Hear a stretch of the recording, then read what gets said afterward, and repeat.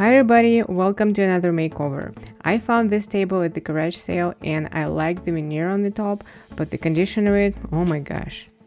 It's been refinished probably more than once and someone burned through the veneer and tried to camouflage it. Didn't work. But I wanted to give this table another chance so bad, so I picked it up. I started with separating the base from the top and I found this writing. And now I know that piece turned 20 this year. It was made in December 1992 by Jerry for Paul. To remove a previous top coat, I used my Eco Stripper. It probably sounds confusing because I told you guys that my Eco Stripper didn't work for me anymore. That's because this table I had refinished before my stripper started messing with me.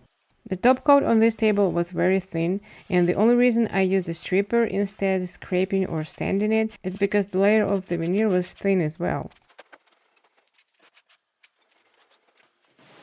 When I was done stripping, I deactivated the stripper with water and damp cloth, and I let the top dry while I was working with the base. The veneer on the base was thicker and the legs were solid wood, so I wasn't worried about burning through the veneer. That's why I started with scraping and ended up with sanding.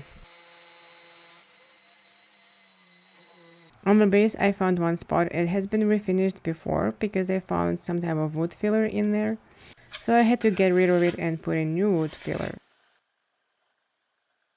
One of the legs was a little bit loose.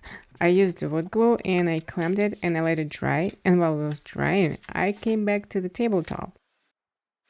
Because the veneer was so thick, I started with 180 grit sandpaper instead of 120 as usual. Besides those burr through veneer spots, there were lots of scratches on the surface. I don't know how they appeared on this top, but I couldn't get rid of them. I tried ironing the surface over a damp cloth, but it didn't really help. And those scratches, they were still there even after sanding everything with 220 grit sandpaper. They were less visible, but still there. As you can see, there was a discoloration on the top, and I used oxalic acid as a wood bleach, trying to make the color of the veneer even. It didn't really help, and my only option was to stain the piece with a dark color. I decided to go for dark walnut.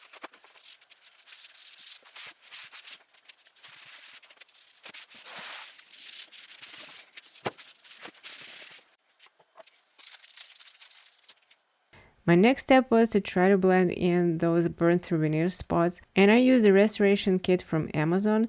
That was actually the first time I used that kit, and I had no idea how to work with this, but it's like work with the paint almost.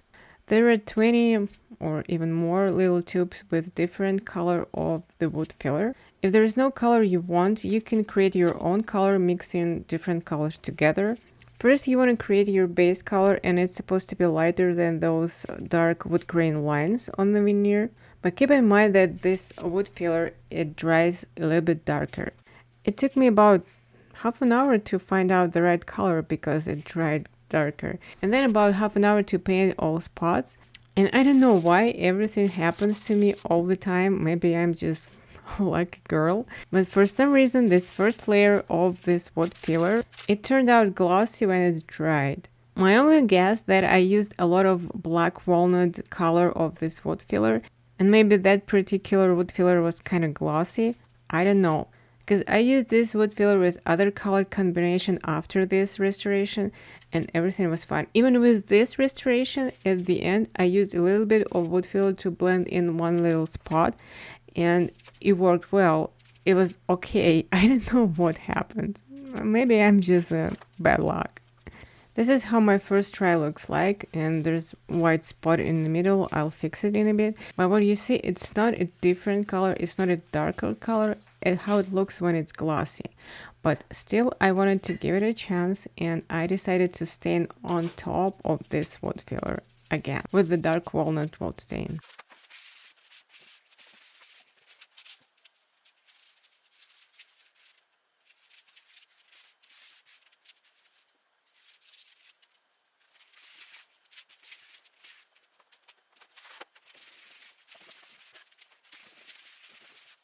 There we go, still glossy.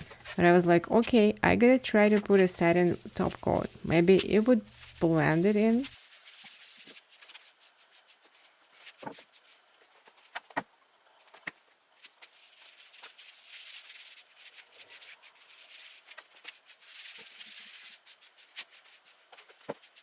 So I left the poly to dry, hoping everything would turn out fine, and started working with the base. I stained the base and legs with the same color, dark walnut, and sealed with the same polyurethane. And as you can see, it didn't turn out well. Still glossy. So keep in mind, if it happens to you, you better sand it right away. Instead of wasting stain and polyurethane, just try it again. Sand it, it's right again.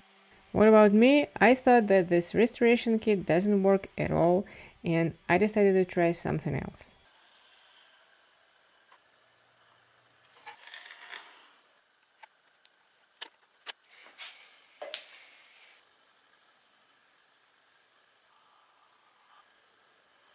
I sealed it up with the same polyurethane off camera, put the base back, and it was done. Quick reminder of what I started with, and here's the final result.